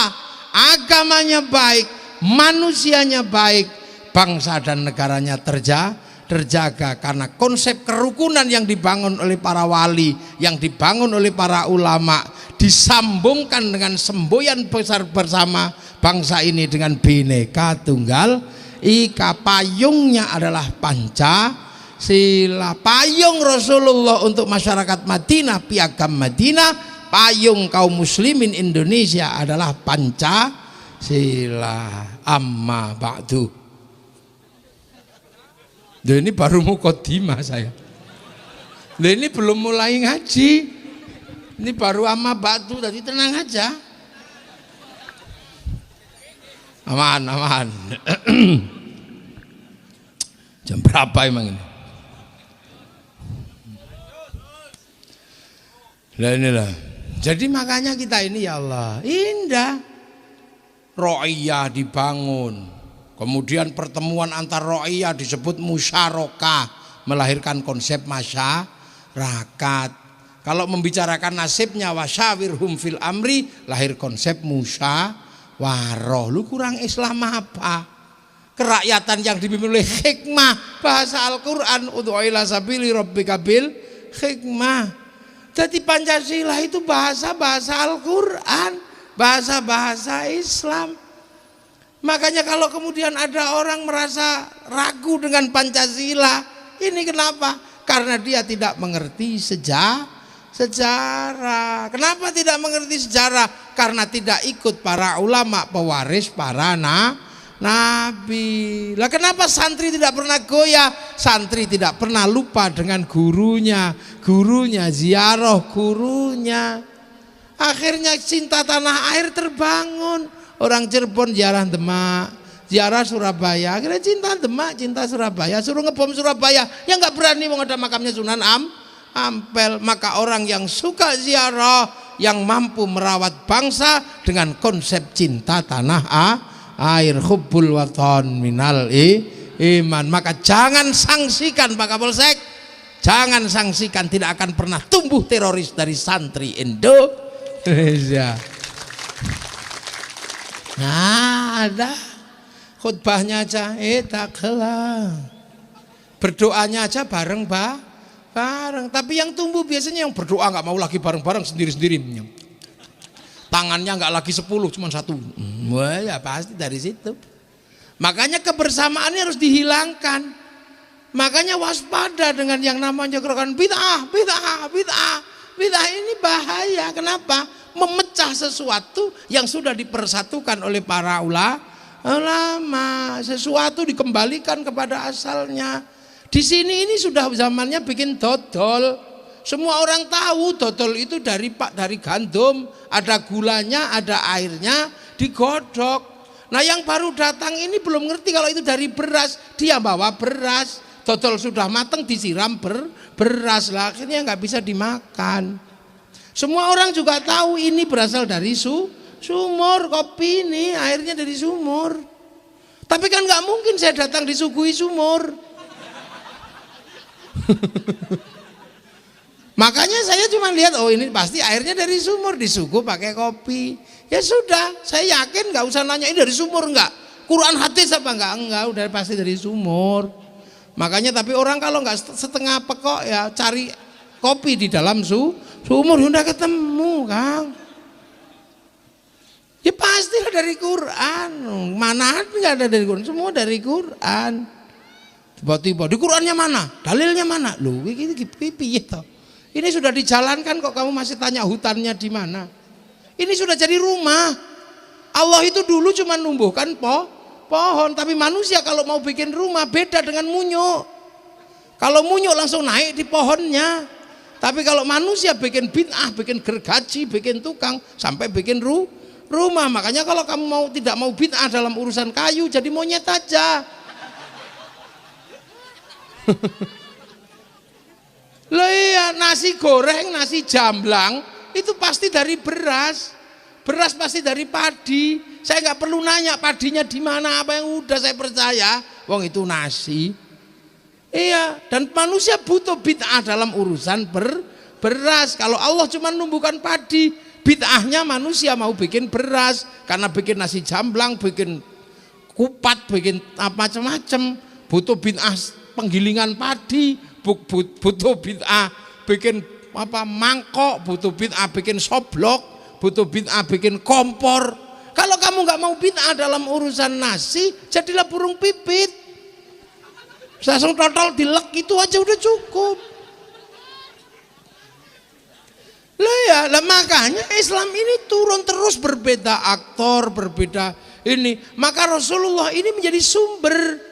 Nah, pengikut berikutnya menggunakan cara bacanya dengan cara baca qiyas, cara baca ijma, cara baca asasut tasyri', maqasidus syar'iyyah, usul fikih. Fikih ini adalah jembatan agar kita sampai cara membaca apa yang dilakukan oleh Rasulullah. Rasulullah sekali saja menggadaikan jubahnya pada orang Yahudi, tapi itu bisa menginspirasi dan menjadi sumber bahwa berdagang itu boleh dengan orang lain. Rasulullah qodok sekali sholat subuh, sekali aja, tapi umatnya bisa membuat contoh, bisa qodok berkali-kali, kan itu sunnah. Itu makanya ada ijma, ada qiyas, ada apa, ada usul fikih. Itu Rasulullah itu juga pernah sholat. Itu kayak kita kayak anak kecil itu lah, sholat sarungnya ditaruh di leher itu pernah Rasulullah. Makanya ada sahabat itu pernah mau sholat, jubahnya dicentelke malahan, pecinya, terus kemudian sarungnya diikat di sini. Kenapa? Dulu Rasul pernah begini katanya, aku mau nyontoh. Rasul menjalankan cuma sekali, tapi kita bisa berkali-kali kalau kita nanam bawang di sawah. Nah, itu juga susah. Loh, makanya kita butuh ijma, butuh qiyas. Akhirnya itulah namanya syariat yang berjalan terus mengikuti zaman-zaman yang berubah sampai nanti akhir zaman. Lah itu syariat. Lah kenapa sekarang umat Islam banyak sekali ribut? Karena ada orang tidak mau menerima ijma, menerima qiyas, nggak mau. Nah, makanya di dalam syariat akhirnya mereka nggak punya sambungan. Akhirnya mereka kembali kepada Quran sunnah. Sampai bayangkan syariat itu jalan tol begini, sudah berjalan ke arah sana, tahu-tahu ada yang balik, ya tabrakan. Makanya ada yang kembali pada zaman Rasul, ya tabrakan, Kang. Tabrakan. Kenapa? Karena mereka nggak punya bekal. Orang kalau kembali kan bekalnya dikit biasanya. Kemungkinannya gagal di masa depan atau bekalnya kurang. Makanya yang suka kembali itu kan bekalnya kurang. Ngajinya cuma bab jenggot tok, ngajinya bapak-bapak tok, ya kurang bekalnya. Nah, kalau bekal kurang, ya sudah nggak usah mundur lagi, naiklah truk ikut numpang orang. Itu makanya santri kalau bekalnya kurang nggak usah kembali, cukup taklid, ikut aja gitu, naik belum mesti sampai sana. Mereka nggak boleh taklid, makanya mereka mundur kembali akhirnya tabrakan. Makanya enakan jadi santri, boleh taklid, kurang sangu di tengah jalan boleh gandol truk. Lu kan enak. Loh, tepuk tangan si banter, enggak usah malu. Biasa aja. Kalau yang sana karena gak boleh taklid harus pinter semua. Makanya kalau kurang bekal mundur lah lagi. Kalau kita kurang bekal taklid, numpak aja truknya siapa, nyampe tinggal lihat platnya aja. Oh, kalau plat K sampai Pati ini kayaknya, plat AB sampai Jogja. Nah, kalau gandol ikutlah yang penumpangnya banyak. Jangan gandol yang penumpangnya sedikit, larinya cepet tapi gitu, tapi penumpangnya 2, 3 gitu. Sampai diturunkan, kalau nggak punya jenggot turun, nggak cingkrang turun, itulah makanya enak yang naik truk besar, cuman jalannya agak pelan. Makanya NU dan santri truk besar, maka jalannya pelan. Kalau jalan ya mau mabuk semua. Nah, yang jalannya banter itu biasanya baru sedikit penumpangnya, kayak loro, banter, mobil sport tapi nabrakan karena kekencengan. Prok lu tabrakan, nabrak sapi, nabrak apa gitu. Loh, ini santri itu sederhana aja, nggak usah ribet ya. Pokoknya kalau bekalnya kurang, naik truk gandol aja. Nah, banser ini gandol aja sudah. Makanya santri itu punya kebiasaan gandol sarungi kiai. Cari kiai yang sarungan. Aman sampean kalau gandol kiai yang sarungan. Karena kiai kalau sarungan digandoli pasti dijak. Karena kalau ditarik melotrok. Kalau yang pakai celana, itu ya ditendang sampean. Makanya Pak Polisi gandol sama Kiai sarungan kalau ditarik. Ya ayo. Daripada gini om lotro. Lah ini guyonannya santri lu para ulama hebat. Semua ditanam dengan cara sini. Ini dulu jubah. Ini jubah Rasul itu dulu ya jubah begini. Tapi di sana kan kurma, tanahnya kering. Bisa dipakai kemana-mana jubah sampai di sini nanam padi. Ya nggak bisa. Kebulet itu apalagi kalau nanamnya mundur, ini nanam di atas sarung. Maka akhirnya biar identitas jubahnya nggak hilang dipotong sama para ulama dulu. Lah potongannya ini dijadikan ikat karena dulunya baju syar'i maka potongannya bernama syar'un. Nah orang Jawa dulu nggak punya huruf ain punyanya monggo potongo. Maka syar'un menjadi sarung, saruan menjadi sarungan ini. Makanya kalau orang sarungan takbirnya biasa aja karena kalau sudah dilinting antaranya wudel, antaranya puser sama dada itu bisa ada cantolannya bunder. Makanya santri kalau takbir Allahu Akbar biasa aja pasti langsung nyantol. Maka nggak ada Allah nggak begitu wong, mesti nyantol aja. Nah yang nggak punya sarung punya Allah segini takut melorot. Nggak ini guyonan, jangan serius-serius. Nanti aku dibully menengok. Salam Muhammad. Ini loh. Jadi itu makanya indah. Coba kalau tidak ikut para ulama, cucunya Haji Dharma yang kecil-kecil gimana nyolati udah nggak bisa dulu, kakeknya ninggal nggak bisa kan? Iya toh, cucunya buyutnya nanti nggak ketemu, tapi dengan adanya santri bikin kalau ilmunya ada tetap wali abaina umatina masyayikhina lo bisa lo itu hebatnya, jangkarnya kuat dan akhirnya bangsa dan negaranya aman. Makanya kalau mau mengambil bangsa dan negara, resourcesnya mau diambil, hancurkan dulu pelindung bangsa dan negara. Presidennya jelek-jelekkan, polisinya jelek-jelekkan, TNI-nya jelek-jelekkan, habis itu santri dijelek-jelekkan, musuh ono santri. Nanti kalau pagernya ini sudah hilang, buahnya tinggal ngambil. Oh, memang itu cara ngambil. Kenapa? Protokol dunia di Jerman sudah menyebutkan 2040 akan ada krisis besar dunia. Satu krisis pangan, yang kedua adalah krisis energi, yang ketiga adalah krisis air. Dan di protokol itu disebutkan bangsa yang aman itu Indonesia. Air melimpah. Loh, disebutkan air kita tidak akan krisis air. Besok ditanami tumbuh lagi air keluar lagi. Energi kita nggak akan kehilangan. Kalau berbicara energi matahari kita 3 waktu panjangnya Wita Wip.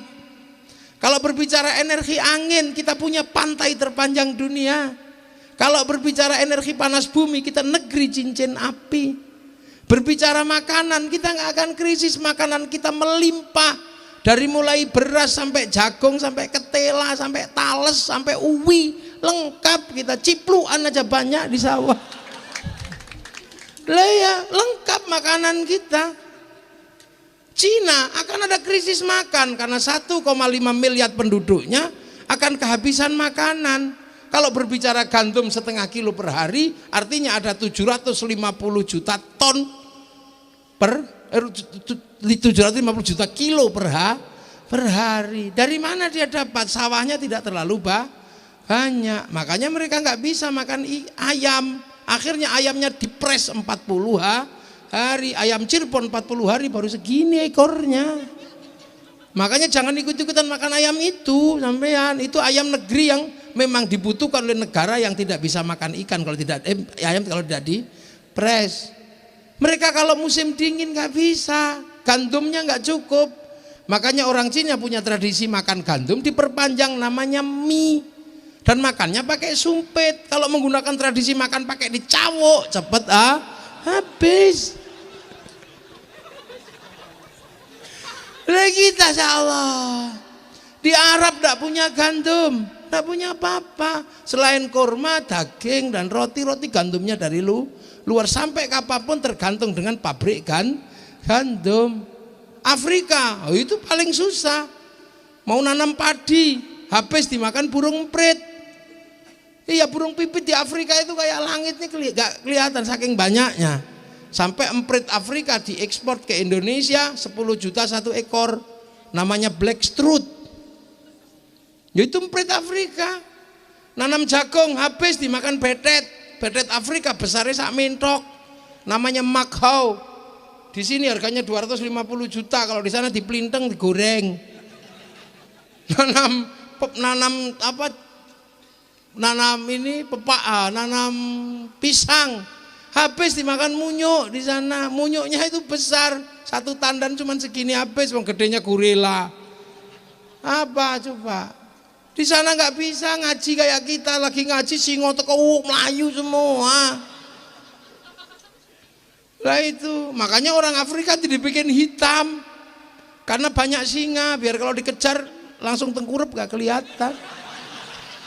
Kalau dibikin putih. Orang Eropa yang gagah-gagah begitu pusing hidupnya kalau di musim dingin. Dia tidak bisa makan ikan karena seluruh daratannya, seluruh airnya menjadi es membeku. Makanya ketika musim panas dia awetkan ikan untuk menjadi sarden, dimakan di musim dingin. Nah kita ngapain ikut-ikutan makan sarden, kurang kerjaan. Wong orang Cirebon ngambil ikan setiap hari ada di sungai. Kalau nggak ada ikan, kodok-kodok juga ada. Nggak enak orang Afrika, musim dingin nggak punya sayur. Karena seluruh daunnya rontok di musim gugur. Satu-satunya yang nggak rontok itu cuma daun cemara. Makanya bulan Desember hari raya Natal pakai daun cemara. Bukan saking hebatnya daun cemara, ya daun itu yang nggak rontok di bulan Desember. Makanya kalau Natal itu dari Cirebon pasti ada daun jambu, ada daun mangga. Gitu. Maka pemilik masjid di Indonesia nggak usah ribut. Jangan kau tanam cemara di depan masjid kami, itu pohon Kristen. Semenjak kapan pohon punya agama? Ya. Ini harus mulai disadarkan pada anak-anak generasi milenial ini, karena kalau enggak mereka menjadi generasi yang ahistoris, lost generation. Aku ya iso ngono ae. Dipikir Cibasuki tok sing iso. Nek Japung ra iso. Lost generation, ini generasi yang hilang. Karena apa? Dia sudah tidak mengenal pasar. Dia nggak pernah bersosialisasi untuk menunjukkan kebutuhannya. Dia tinggal pencet nomor handphonenya, keluarlah yang namanya jual beli online. Anak saya umur 14 tahun kalau belanja ke Kanada, ke Amerika online, yang nilai belanjaannya cuma 14.000. Apa nak peniti? Apa? Gak kebayang terus itu ongkosnya berapa dari sana. Wah, ini internasionalisasi dunia. Makanya anak-anak baru lintas agama, lintas budaya, karena dunia baru. Iya, ideologi transnasional, bahkan penyakit transnasional. Maka jangan heran, maka sampai penyakit pun lintas bangsa, lintas negara. Pakaiannya anak Indonesia adalah yang dipakai anak Amerika, lintas bangsa, lintas negara. Budaya lintas bangsa, lintas negara. Tahu-tahu anak Indonesia pakai rambut miring kayak orang Korea. Tahu-tahu ada joget Gangnam Style, baru keluar 3 hari sudah menjalar ke seluruh dunia. Ujung dunia di Maroko sana pakai WhatsApp, ujung negoro di Batang juga pakai WhatsApp. Cirebon yang paling delesep di Ciledug sana juga pakai WhatsApp. Sudah tidak lagi aku tresno sliramu, tapi I love you semua udah. Ini dunia, batasnya nggak ada. Bahkan negara pun tidak bisa memberikan pajak pada WhatsApp, nggak bisa majai Facebook. Kenapa? Ini dunia lintas bangsa, lintas negara. Batas milenial tinggal satu. Apa? Kalau kamu masuk ke negara orang, pasti kamu ditanya pasportmu mana. Artinya identitas kebangsaan seseorang ditentukan dari mana dia berasal. Maka jangan kau olok-olok bangsamu, cintai bangsamu, karena ini adalah ruang teduh untuk kita hidup bersama-sama.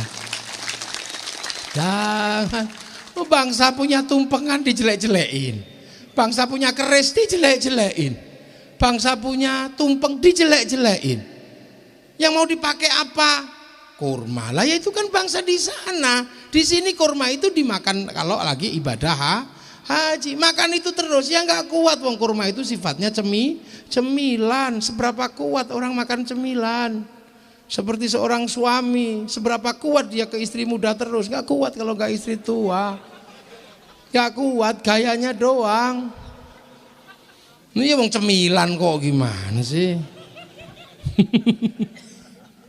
Lelah ya, bidadari itu juga nanti di surga itu cemilan. Nggak kok terus-terusan sama bidadari aja. Kamu setiap hari ya sama istrimu yang cerewet itu. Apa pak? Aku tak rono sih ya. Nanti pulang lagi ya, wis bar nyemil. Udah men. Lah itu dia. Ini bangsa. Makanya negara-negara sekarang sedang memperkuat bangsanya agar tidak pecah, karena ruang pertahanan anak bangsa adalah negaranya. Makanya Malaysia sudah mulai sadar ketika transnasional ideologi merajalela di sana. Mereka mulai mengetatkan ISA, Internal Security Act, penangkapan tanpa pengadilan itu di Malaysia. Di sini HAM. Nah, iya makanya di sana ada. Agar bangsanya tidak pecah dan diadu domba. Mereka memperkenalkan kembali nilai kebangsaan di kalangan anak-anak. Bikinkan film Si Upin dan Si Ipin. Si Upin dan Si Ipin tidak boleh lupa bangsa Malaysia, dikuatkan oleh ras India. Maka Si Upin dan Si Ipin dikenalkan dengan tokoh kecil namanya Jarjit. Loh, dia nggak boleh lupa bahwa bangsa Malaysia dikuatkan dengan ras Cina. Maka Si Upin dan Si Ipin dikenalkan kembali dengan tokoh kecil namanya Mei Mei. Dia nggak boleh lupa ada anak-anak Indonesia yang memperkuat Malaysia. Kenalkan tokoh kecil namanya Susanti. Loh, ini cara mereka menguatkan bangsa. Ketika Amerika kalah dengan Vietnam, biar bangsanya tidak malu, bikinkan film Rambo 1 sampai 6. Kalah dengan Timur Tengah, dia bikinkan film Hot Shot 1 sampai 2. Gagal dengan terorisme, dia bikinkan film 12 Strong. Loh itu, dia ditekan oleh pemerintah Cina dengan penetrasi budayanya, maka kemudian Amerika buat film American Shaolin, American Kung Fu. Dia nggak mau kalah, ditekan sama Jepang dalam urusan budaya dan pengetahuan, dia bikin American Ninja, American Samurai. Bahkan samurai terakhir dari Jepang namanya Tom Cruise dalam sebuah film The Last Samurai. Lu ki ayo ora apa. Loh, itu bangsa Jepang tidak boleh lagi terjadi pembantaian antara rezim Tokugawa dan restorasi Meiji. Korbannya ribuan bahkan jutaan anak Jepang mati karena konflik peradaban antara ras Meiji dan ras Tokugawa. Agar tidak mengulang itu, anak-anak Jepang dikenalkan dengan sejarah bangsanya dalam sebuah film sederhana, dalam film sederhana Samurai X dengan tokohnya Rory Kenshin atau Shikenji Himura dengan simbol X. Ya itu bangsa. Kenapa? Karena bangsa ini akan diperkuat. Maka sudah betul kalau kemudian di sini kita menggunakan sebuah slogan bersama untuk mengenang Haji Dharma dengan sebuah kegiatan dan sebuah lembaga namanya Dharma Bangsa. Karena ke depan problem utama manusia adalah kebangsaan, dan itulah yang disebut oleh Allah, wa ja'alnakum syu'uban wa qabaila lita'arufu inna akramakum 'indallahi atqakum. Karena ini baru muqaddimah, nanti kita teruskan lagi kapan? Ini baru amma ba'du aja tadi, belum mulai ngaji. Ya nanti kapan-kapan kita teruskan lagi. Alhamdulillah kita sudah sampai dan bisa bersilaturahmi, dan semoga semua diselamatkan oleh Allah. Jangan lupa ini masih situasi pandemi. Nggak usah terus saya nggak takut sama corona, saya hanya takut sama Allah. Nggak usah gitu. Iya, memang corona dibikin oleh Allah. Nggak usah takut sama corona, takutlah sama Allah. Tapi harus ingat Allah juga bikin singa. Nggak usah kau, aku nggak takut sama singa, aku takut sama Allah. Ya tidur aja samping singa kan. Timut singa. Ya semoga semua ada manfaatnya. Ya bagi yang sudah mendahului kita semua diberikan rahmat, diberikan maghfirah untuk mendapatkan tempat yang indah di sisi Allah, dan kita semua yang mau menyusulnya masih di dunia diberi kelancaran rizki, anak-anak yang soleh dan umur yang barokah, dan nanti husnul khotimah. Al-Fatihah. Ar-Rahmanir-Rahim, Maliki yaumiddin, Iyyaka na'budu wa nasta'in, ihdinas siratal mustaqim, siratal ladzina an'amta 'alaihim ghairil maghdubi 'alaihim waladdallin. Amin. Bismillahirrahmanirrahim. Alhamdulillahirabbil alamin. Hamdan na'imin hamdan syakirin hamdan yuwafi ni'amahu kafi'u mazidah. Ya Rabbana lakal hamdu kama yanbaghi li jalali wajhikal karim wa 'azimi sultanik. Allahumma iftah 'alaina futuhal 'arifin bi hikmatika wansur 'alaina rahmatak. Fadzakirna wa nasina hadzal ikram biridka ya Allah, bisyafaat rasulika ya Allah. Ij'al auladana dzurriyyatina talamidana nusun dzurriyyah haji dharma ya Allah. Dzurriyyatan shalihan salihatan alil ilmi alil khair alil ibadah alil qiyam muslimin qiyamatul iman. Wa ya Allah hasil maqasidana maqasidana al-akhirah wa rizqana halan tayyiban wasi'an. Wa ya baina ummahatina syaikhina masyayikhina ajdadi wa jaddatina wal muslimin wal muslimat wal mu'minat alladziina sabaquna husan baji dharma ya Allah jami usulihim burayhim wa filahum warhamhum wa'afim wa'anhum Allahumma la tahrimna ajrahum wa la taftinna ba'dahum wa fil lana wa lahum Allahumma jal qabram wa tamiradil jinan Allahumma azrim wa tuhur jamil qulna Muhammadur Rasulullah wa aqidul muslimin arji'i ila rabbika radiyatan mardiyah fadkhuli fi ibadi wa dkhuli jannati rabbana atina fid dunya hasanah wa fil akhirati hasanah wa qina adzaban nar sallallahu alaihi sayyidina Muhammadin walhamdulillahi rabbil alamin. Al-Fatihah.